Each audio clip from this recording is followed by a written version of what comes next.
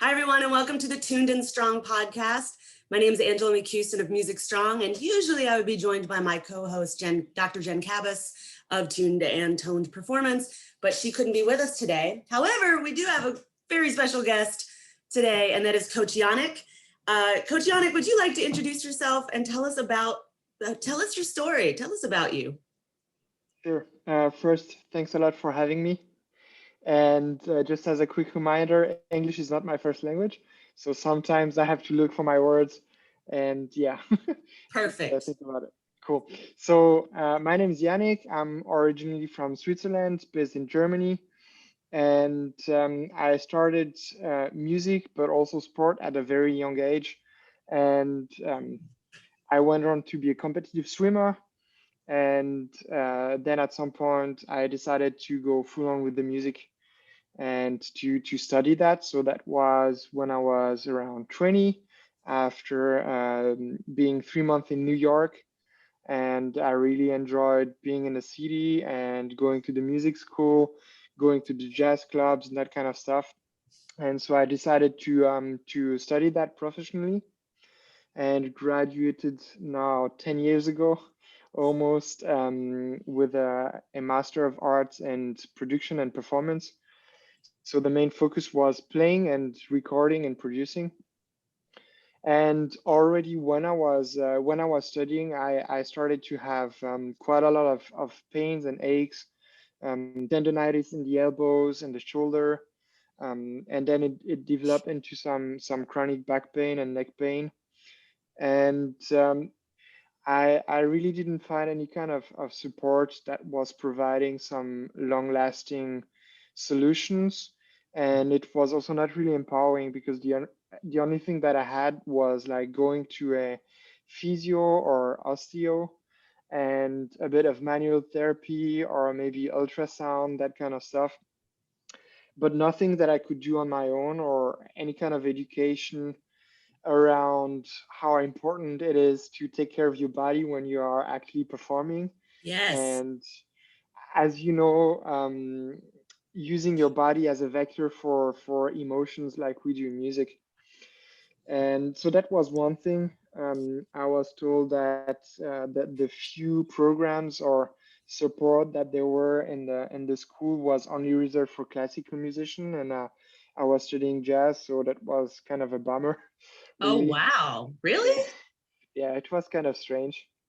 Um, and it was just not really a part of the culture. So I grew up being really active and doing sports, but then I tried to keep doing that when I was studying, and people kind of laughed at it and were making some comments about trying to eat healthy and going back to swimming and that kind of stuff. And I guess it was like back then my own insecurities that played a role there, and I could also just have said like, "Hey, fuck you all. I'm just going to do my things."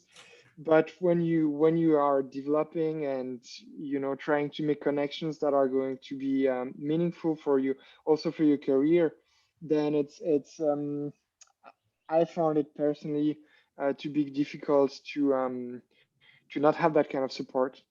Yeah. And when I graduated, I moved to Berlin, to Germany, because I wanted to be in a bigger city with a bigger music scene. And I did play a few years professionally, and went also into production. And it was difficult because I really had times, so much pain, that I was afraid to go on stage and to play, because I knew the next morning when I was going to wake up, then the first 2 hours it was just going to be super tense and painful. And it was through searching for solutions that one osteo recommended to me to go to the gym. And after 2 or 3 sessions of strength training, I don't know, I had like an almost 80% reduction of pain. Wow. And so that was big for me. It was also a big relief. And I was just super curious and interested. and got so drawn into fitness and exercising and nutrition that at some point I decided to go into that route and become a trainer myself. And I found the work of coaching people is super rewarding and fulfilling for me. And so I started not as a coach for musicians specifically, even though I did a few workshops in music school, and I had a few clients that were friend of mine from the music network, so to speak. And it's since last year, since the lockdown, that I decided to go into that direction, because there's one thing with working with musician is also the financial aspect. And especially right now, where like all the gigs are gone, Mhm. it's more difficult. But the cool thing is, going online, it makes it much more affordable to offer a very, very good service, a lot of support, a lot of education, so that people can also learn really how to take care of themselves.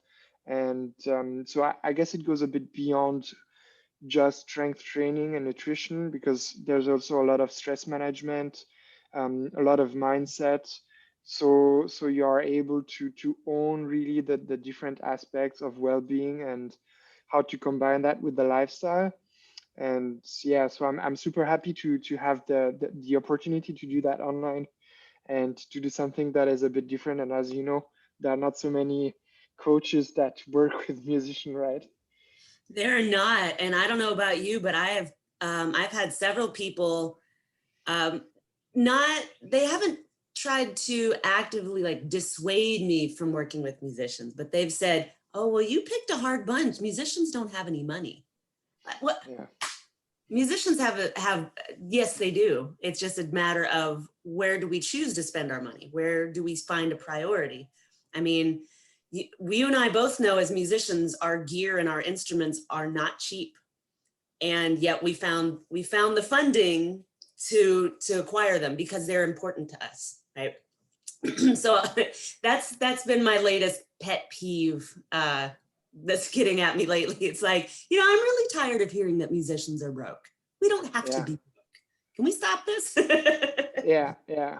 This is super interesting. I had a conversation with Mike Schwartz. I think you I know love him. him.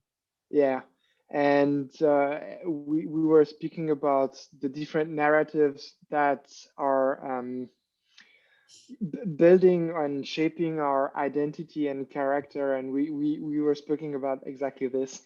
So Oh, it's wonderful. interesting to hear that it's not something that is only in my world, but that is kind of shared across different countries. Yeah. So you said you were, pardon, you were studying jazz? Yeah, that was the main focus of my what I studied in college. Did I also remember that you were a DJ for a while? Yeah. That's So I fun. guess, yeah, I guess so. That's one of the thing that kind of defines me, or I choose to define myself through it. I'm super curious about a lot of things, and it was the case when I was doing music. So I was playing double bass.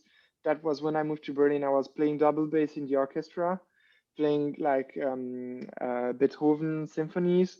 Yeah. Then I was doing some DJ gig, like mainly the Berlin techno uh, I love that. partying, that Go kind of into stuff. Berlin Yeah, techno.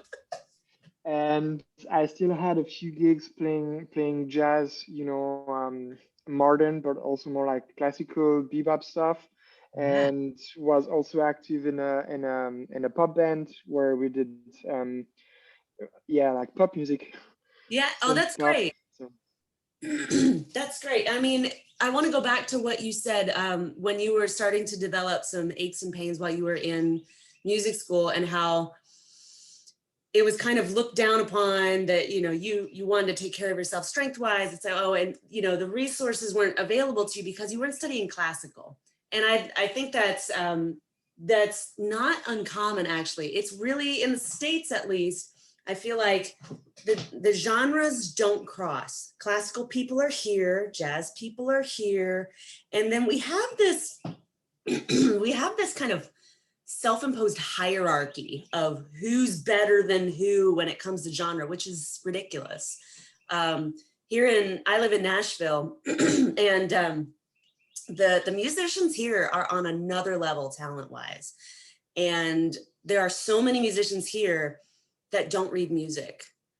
And they're really wealthy, actually. They have made an amazing career from music, playing these shows and these gigs and tours and recording and studio sessions or whatever.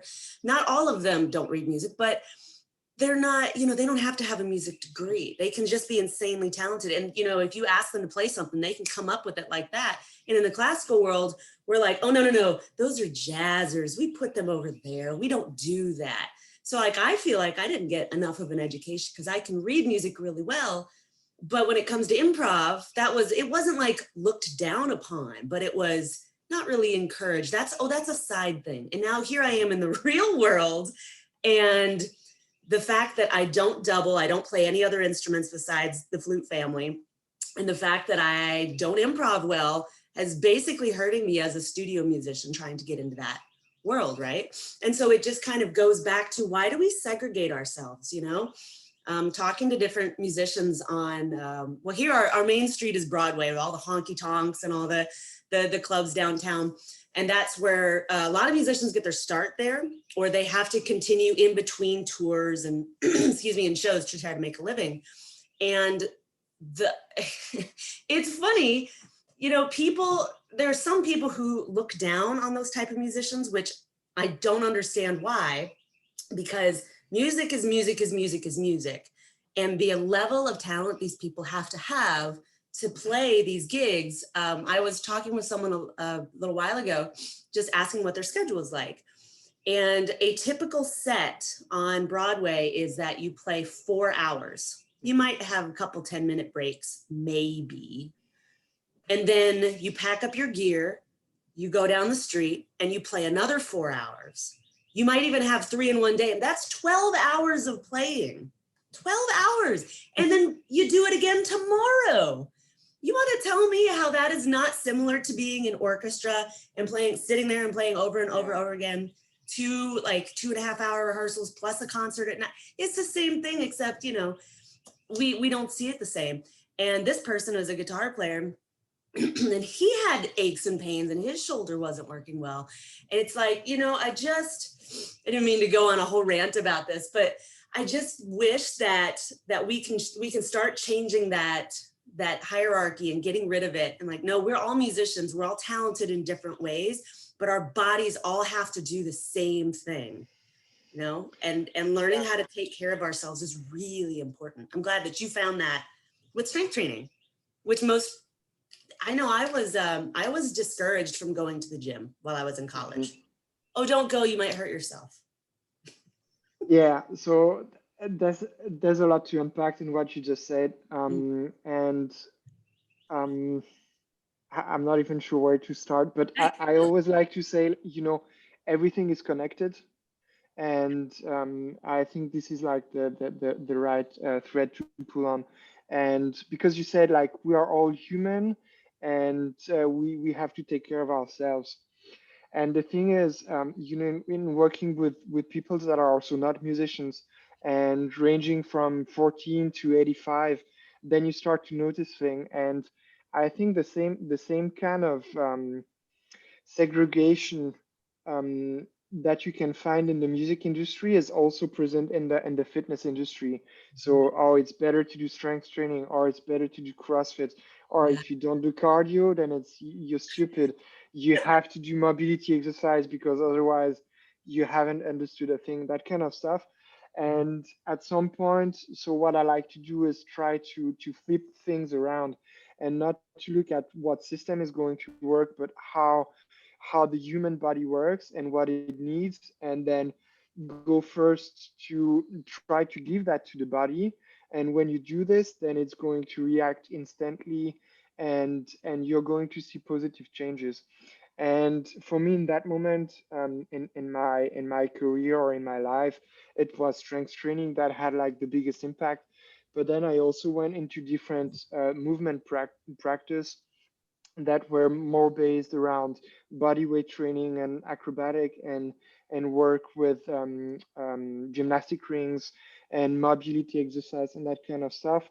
And it was still the same. It was like, so you have systems, and then if you just push them onto an individual, if it's not the right context, then you're not going to have the desired outcome that you want to have.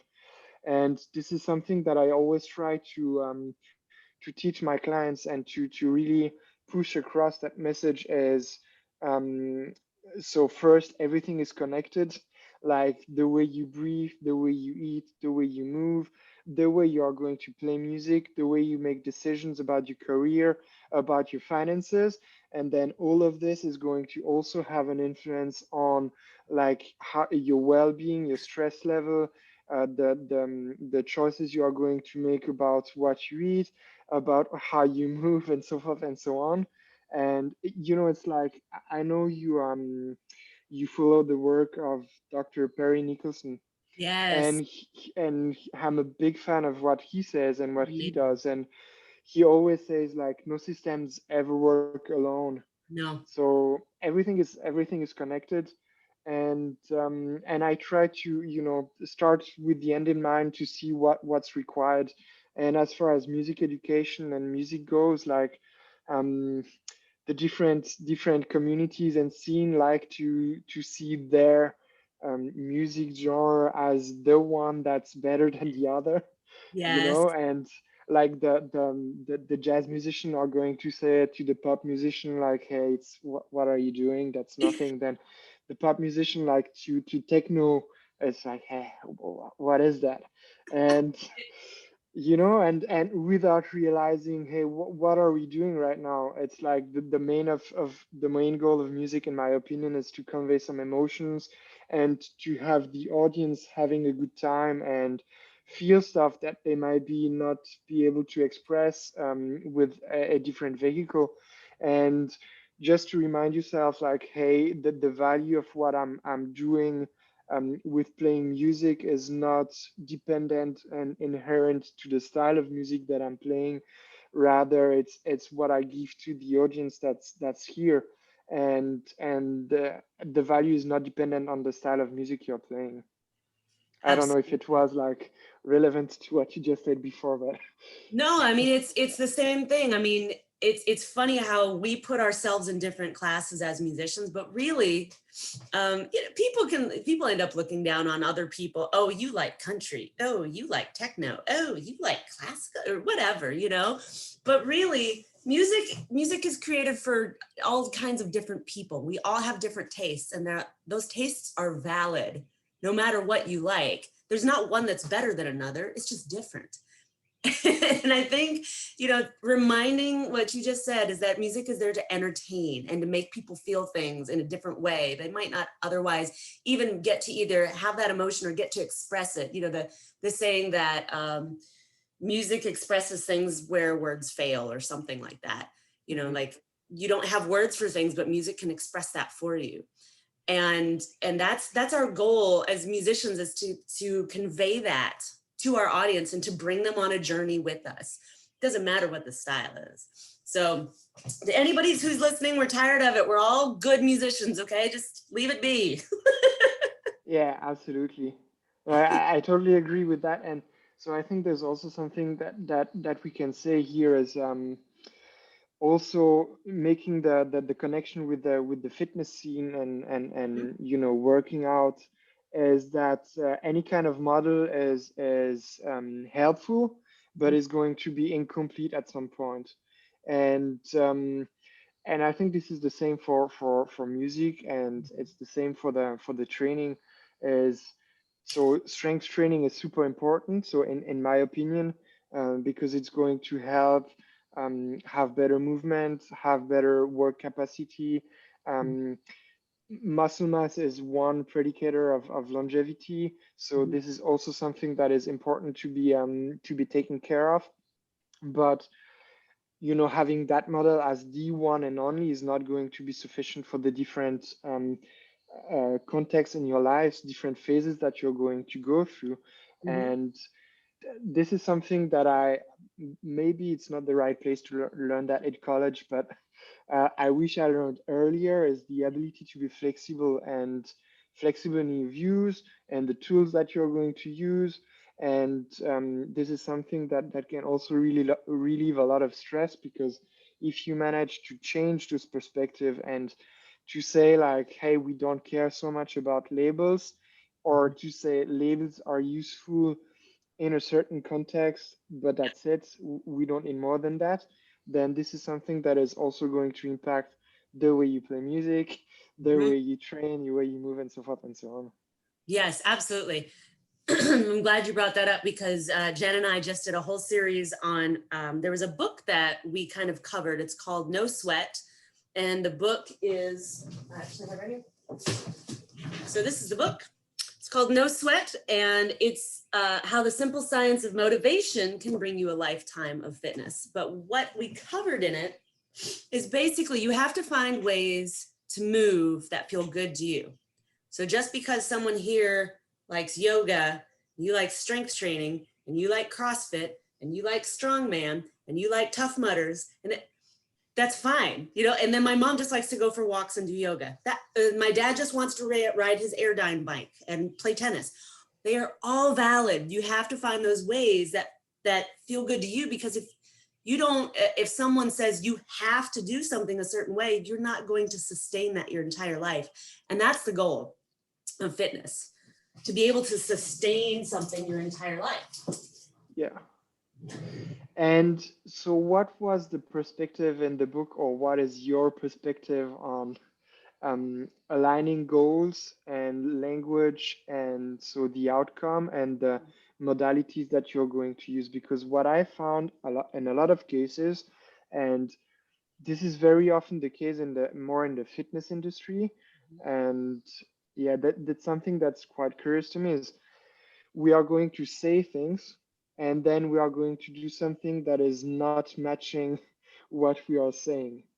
And this also plays like a role in motivation. And sometimes we say, hey, I want to be healthy, or I want to get stronger, or I want to lose weight, but we do something that is um, not not going to yield the results that we want to have.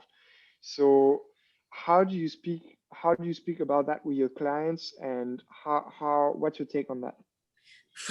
Yeah, we actually did probably an entire series on that topic, because that book also makes mention of that. It's that you have to know, like Simon Sinek says, you have to know what is your The why. why. Mhm. Yeah.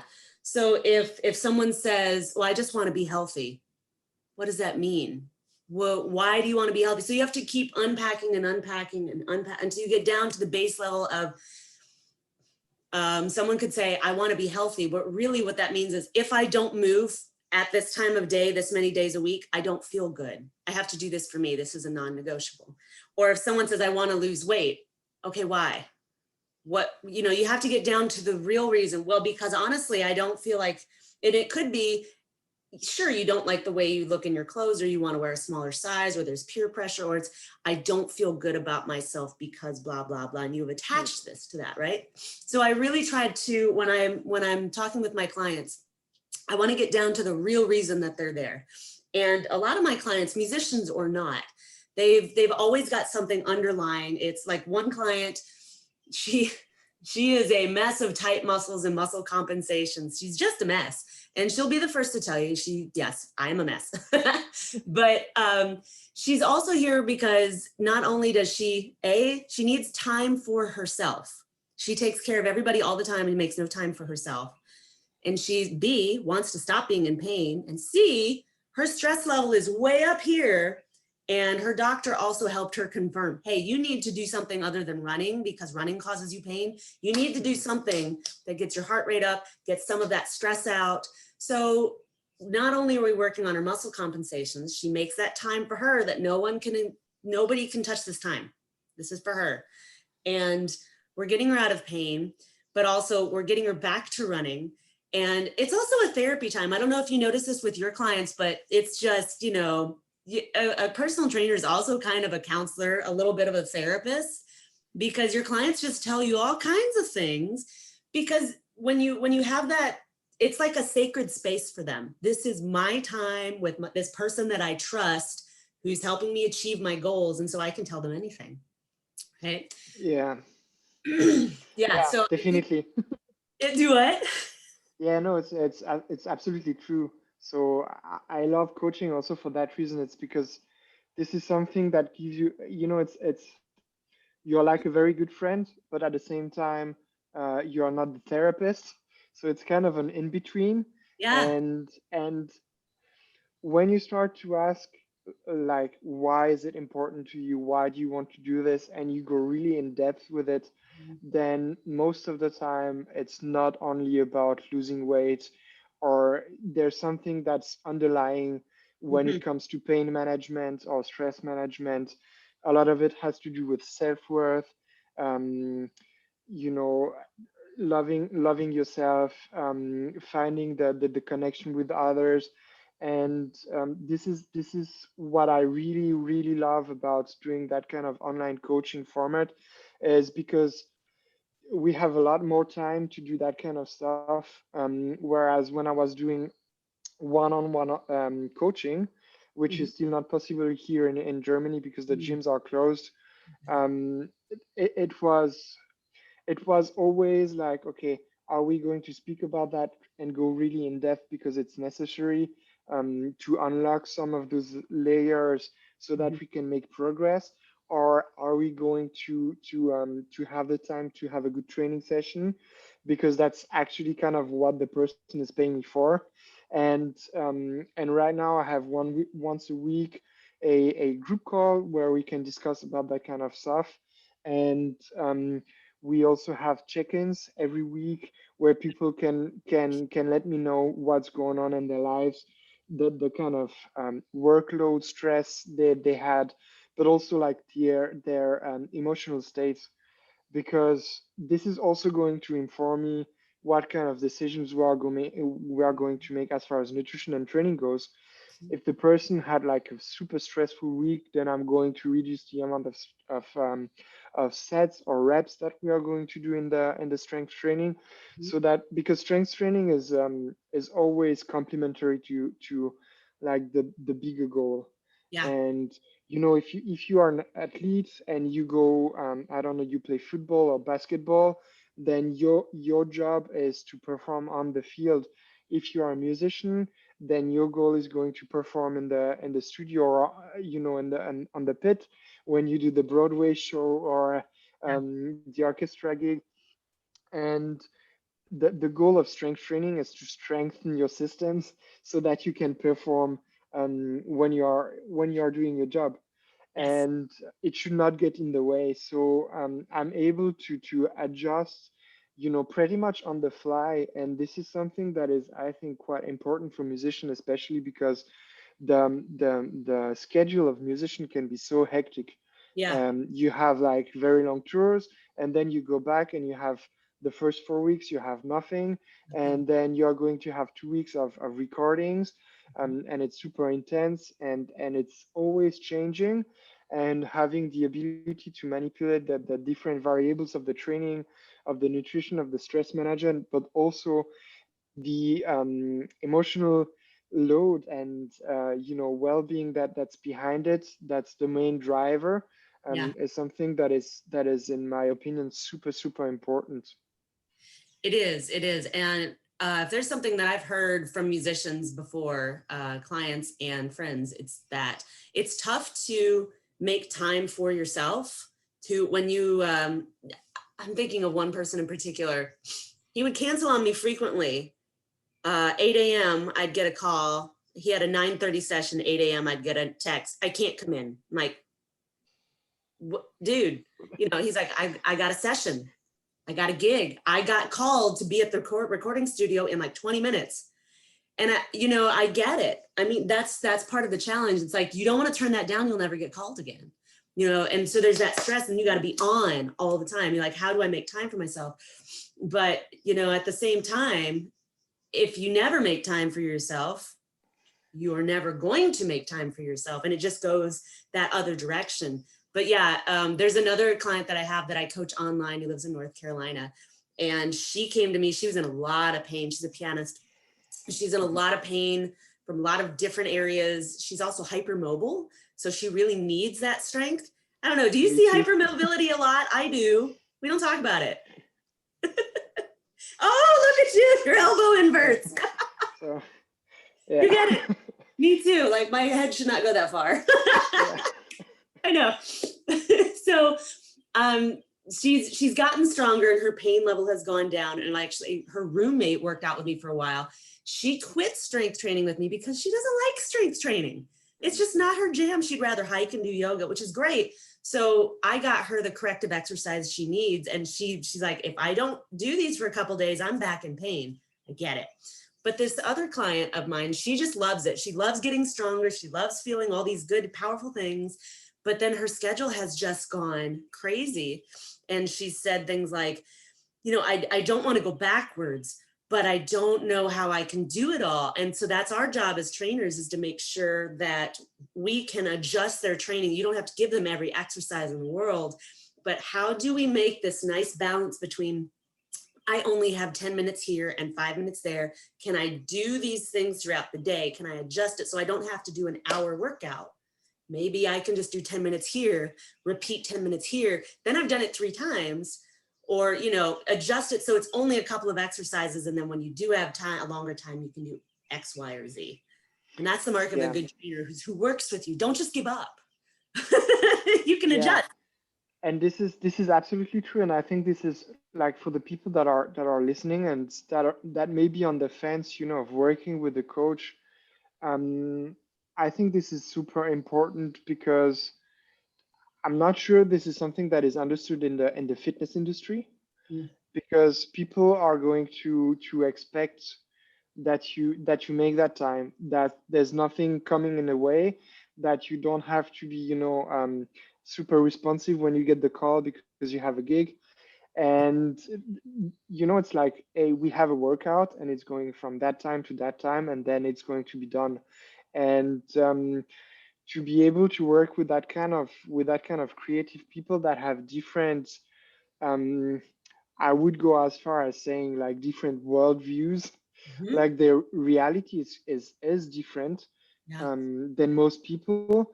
I think this is something that is super valid, and be it like one-on-one with somebody that you can see regularly, to have that kind of exchange and understanding and support, but also sometimes some kind of tough love and challenging the person in front of you is going to be super helpful. And I'm saying this because I know that a lot of musicians would benefit from that kind of coaching, and just to have that kind of exchange and different perspective. And it's not something that's widespread in the music industry to have coaching sessions. You have like a teacher, maybe you have a mentor, but it's always super specific to the music. And it's great, and this is something that you need, but sometimes you also need that kind of perspective change, and both the tough love and support. I don't know how you see that, but I wish that more musicians would embrace this for their own good. Yeah, absolutely. I think you're, pardon me. I think you're right on with that. And it's something that's really important that musicians take on for themselves, that, you have somebody from outside that musical realm that can help you physically.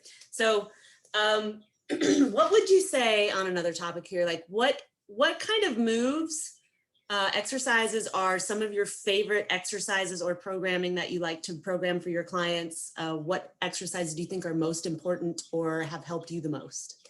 Yeah, that's a very good question.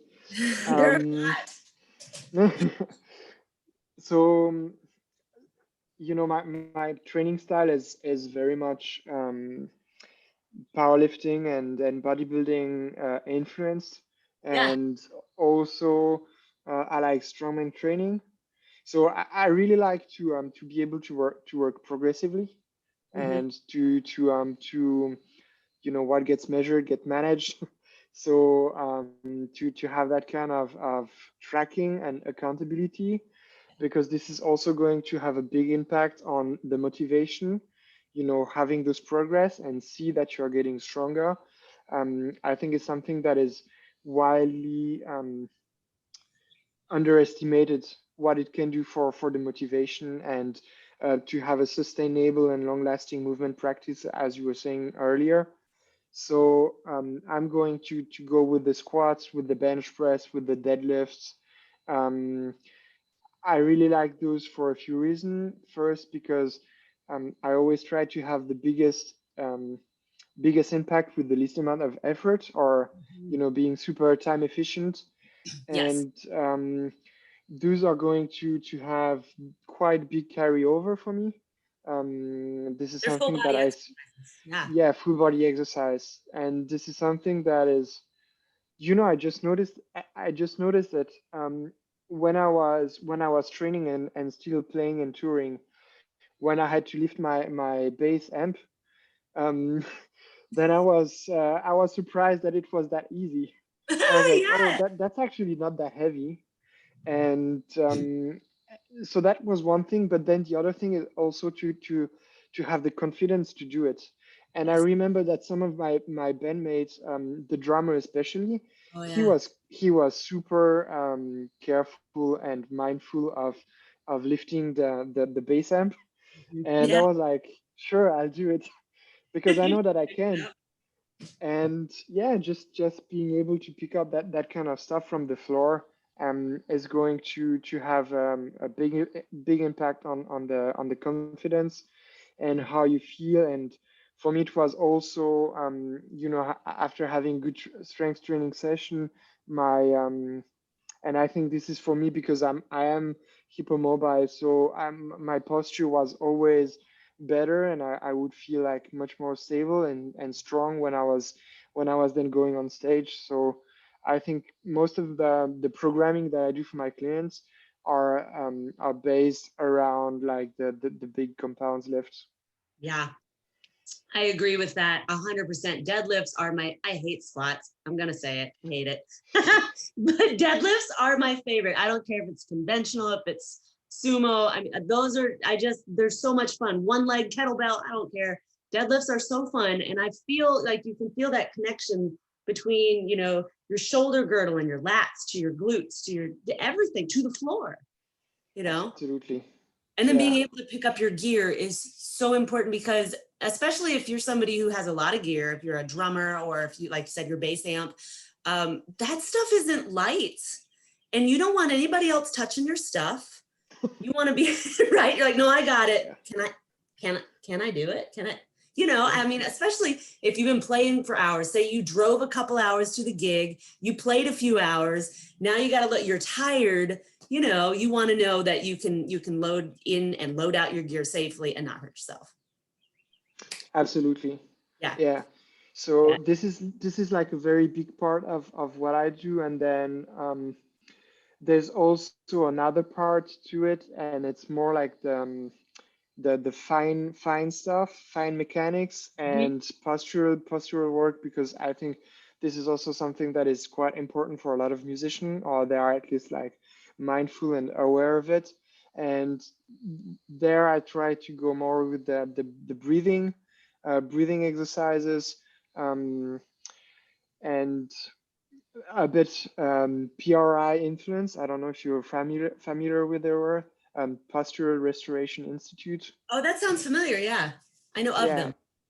yeah. So they have quite a good quite a few good exercise. I think that are super helpful for musicians, because it really helps you to so for me it's kind of doing yoga but in a more systematic way Okay. and more progressive way, because you can really work with the breathing pattern, and connect the influence of the diaphragm with the posture.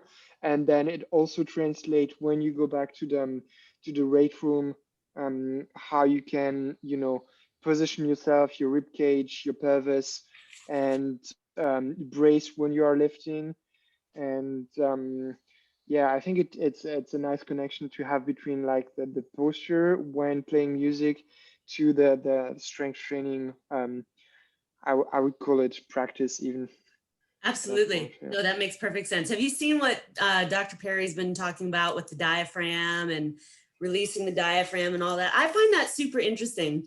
And especially how musicians talk about the diaphragm constantly and how many of us really don't have a clue what it is, where it is, what it really does or does not do. And, seeing somebody from outside the music world talk about the diaphragm, I always kind of like, oh, somebody else knows, It's funny. Yeah.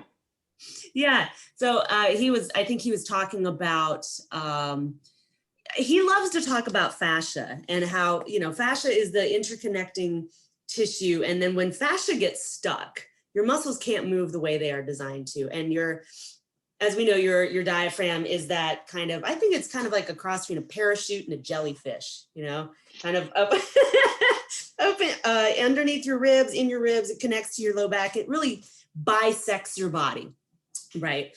And so it brings your lungs down, it moves your insides to breathe, and then it comes back. So like your lungs, you exhale, right? But if you've got adhesions, like fascial adhesions, like he's talking about, he talks about how you can release those and how that changes how you play, how you breathe, how you move, how you lift, all kinds of things.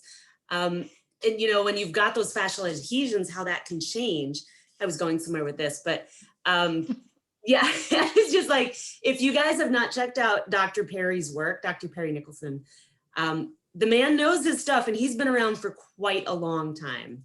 Yeah. So And so that the super interesting thing with his works is the connection between the movement, because he's big on that as well, yes, and then with the stress management, obviously, with the nervous system, with moving your lymph. lymph nodes That's right now. that's yeah. Yeah. So it's big for pain management, and Yeah. then when you keep going down that road, it's going to also tie into nutrition, Mm-hmm. because your diaphragm is directly above your main organs, like Yep. the liver, the kidneys, and this is something that I learned from him. Like every time that you are breathing, and if you're breathing properly, then your kidney and your livers are going to move up to 3 centimeters. That's more than 1 inch, Mhm. and that's quite a lot. But if your digestion, for example, is not good because Mhm. you haven't had enough veggies, or you are under eating, or you are doing some, I don't know, intermittent fasting, even though your stress management is very poor, then it's going to have an impact on your digestion, Yeah. which is going to be reflected in your nervous system, because your vagus nerve is going to be influenced by that, and then it changes the way you breathe, and um, changing the way you breathe is going to have an influence on the diaphragm, which is a skeletal muscle, which is going to have an influence on how you move, and then how you move. Yeah, it's exactly Yes, that. it's all connected. Yeah. And if you are the whole time in an hyperinflated posture, then you're not going to have as much mobility in your upper limb, and you're not, you know. So for me, I'm a bass player, so when I play, my breathing is not that important, or is not that dramatic of an effect on my, yeah, on my Right, play. right.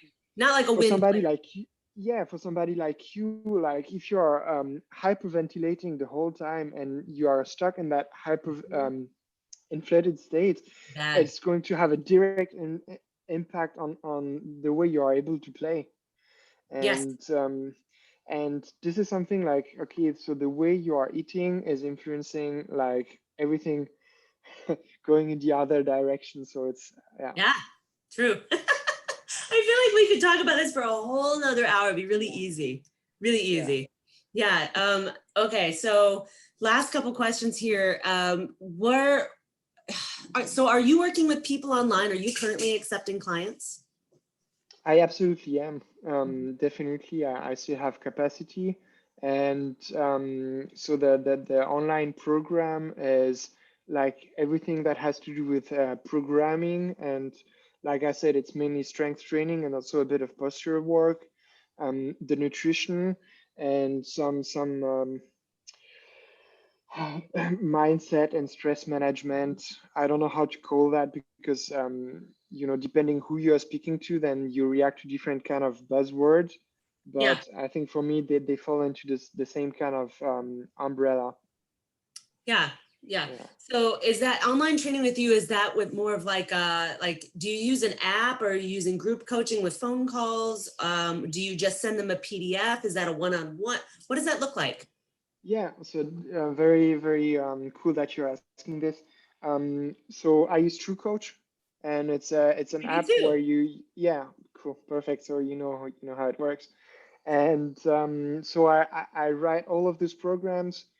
I don't do one-on-one online because I think this is like not the best use of my time and the client's time, and there are more effective ways to go about it. But so I read the trainings program. I have the videos of the different exercise. In True Coach, I have every week a check-in. So it's a type of workout, but it's going to be um, different questions about how the week went and where they're at. And I also use the metrics to track different biometrics like stress management, sleep, that kind of stuff, so that we have both subjective and objective measures of, okay, we are doing the right things, we are going in the right direction. Mhm. And I have once a week a group call where people can ask questions, and sometimes I do also like presentation. And today the presentation was on owning your feelings and emotional state. Oh yeah. So how you can practically go about deciding how you're going to feel. And in TrueCoach, I also have like different kind of PDFs, videos and documents, so that people can actually learn why we are doing the stuff that we are doing, and to have a better understanding of what's going on, so that they are truly able to make the decisions for themselves in their own lives. Because the truth of the matter is, um, so when I do one-on-one, we have 1 or maybe 2 hours during the week together. Online coaching, it's not much more, and you still have 167 hours left in the week where you could go right or wrong, or do Yes. stuff that is going to move you in the right direction or not. Yes. And I want my goal as a coach is that my people are going to know exactly what to do, so that I become kind of obsolete, and they are able to really they are empowered to take decisions on their own. And I still think it's valuable to have a coach, because you need that kind of accountability, but also you need the helicopter view. Yes. When you are driving effort and intensity into the workout or into whatever you are doing, it's always super good to have somebody who's above and can see if that's the right direction, and tell you like, hey, go in that direction or in the other one. So Yes. I still think it's super valuable to have a coach, even when you so I would argue that I know a fair bit about exercise and programming and nutrition, but I also have a coach, so that I'm not making those decisions. And then when I do my Exactly. training, I can really drive effort and intensity very high, so that we make the most out of it. So that's kind of how my coaching work, and the philosophy behind it. Yes. Coaches, the best coaches have coaches. Olympic Yeah, athletes have coaches. Does that mean that they're not a good athlete? If I mean, no, they know what they're yeah, doing, but yeah, they need a coach to be in the Olympics, right? Same with us. So it's don't feel like, whoever's listening to this, please don't feel like you have to do everything yourself. That's why you took lessons. That's why you have a teacher. That's why you should have a coach that can look at you from the outside and go, oh, did you know you do this with your posture? Did you know you move this way? Did you know if you did this, that would all improve or yeah. whatever? So that's a very big point, like self-awareness. I think is super important and is one point that is going to help you move forward, and reach the stuff that you want to reach in you also in your career. And you were speaking about like finding your why or knowing your why, but also like being able to set, not sure you said set boundaries, but that's how I interpreted it. Or being able to say, yes, I'm going to do the gig, or no, I'm making time for myself. And Yeah. maybe just have someone who's there and can look from the outside and say, like, hey, are you aware that if you are fully booked and that gigs keep coming in, maybe it's the time to raise your prices so Yes. that you are able to make time for yourself while still earning the money and have more time for yourself. And for me, that's also like pure stress management because then you have less stress of having too little money. You have less stress because you have the time to do stuff for yourself and that kind of stuff. And having the ability to have someone who's there for you to think about that kind of stuff and help you have way more self-awareness. I Yes. think this is like a big game changer. It is. It is. I'm so glad you brought that up. So, just one more question before we have to wrap up here. But what are some of your favorite resources or people, books, podcasts, social media accounts, whatever that you would say these are good to go read, watch, listen, follow? Who are your favorite resources? There have been so many during the year. So maybe can you tell me in what direction Sure. for When it training or comes, for? yeah, when it comes to musicians who are looking on the health and wellness side. Mhm. Um,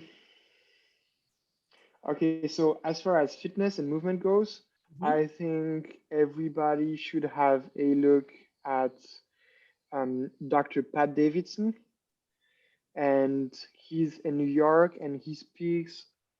It's a bit more advanced, but it's also quite radical, and it's also super clear. Mhm. So this is something that is going to be super helpful. I think I would also check out Australian Strength Coach, who's the coach of the Mountain from Game of Thrones. And the Mountain from Game of Thrones, Hafthor Bjornsson, is like one of the best um, strongmen in the world, Yeah. and that's his coach. And so they have like different views, Yeah. but it's great to have like different perspectives.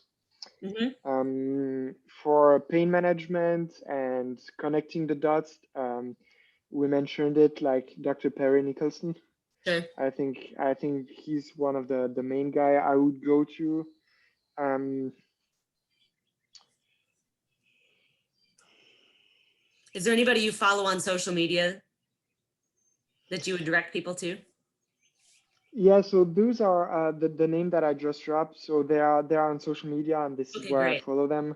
Yeah. Also, like yourself, the Thank different you. so fitness coaches for musicians. So Mike the Schwartz. Mhm. Um, I think has also a very good approach that I really like.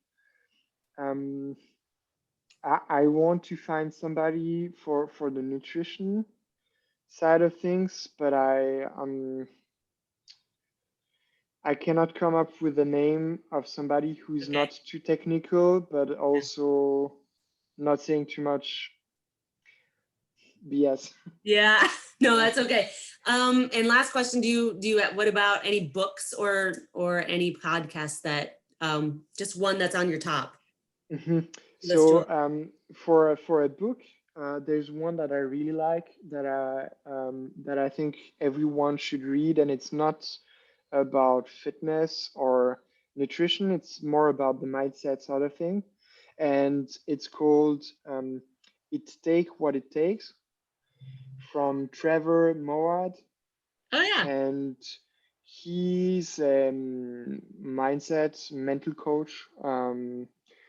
For elite performer. A lot of them NHL players, and I think this is huge for having a career in the music industry, but also for the results in the gym and having longevity and that kind of stuff is just the attitude that you bring to the table. And like mindset is really the way your mind is set and the way you decide to look at things and you see the world. So I think he has a very, very good perspective, and that it is super helpful to yeah, to use some of the strategies that he mentioned in that book. Perfect. And lastly, where can people find you and find more information about you, your training, your philosophy, you, etc.? Yeah, so thanks for asking me this. Right now, everything that I do online is happening mainly on Instagram. And my handle is I am Coach Yannick, Yannick. I am in the process of relaunching my Facebook group. So I have a Facebook group for music professionals, and it's it's geared toward those that want to achieve more and that want to perform better at their jobs in the career by leveraging the health and fitness side of things Perfect. and making those connections. So I'm going to announce that in the next few days on my Instagram account. So yeah, I'd be super happy to connect with some of you. I'm a real person behind the super nice post that I make, and I really love to connect with people around the world. So don't hesitate to contact me. Totally agree. I mean, I found you on Instagram and we had a great conversation. I'm so glad we got to do this. Thank you so Yeah, much. you're welcome. Thanks a lot for having me. Absolutely. All right, guys, that is going to be it for our episode today. Thank you again to Coach Yannick for joining me today. And you can find all of this information in our show notes that will be put down here at the bottom. And feel free to contact him. Definitely make sure to follow him on Instagram at I am Coach Yannick. And if you would like to follow me as well, I am Musicstrong Fitness, and my missing co-host today is Dr. Jen Cabas, and you can find her at Doc Beefcake and at Tuned and Toned Performance. Please make sure to drop us a line, hit that subscribe button, and thank you so much. Have a great week.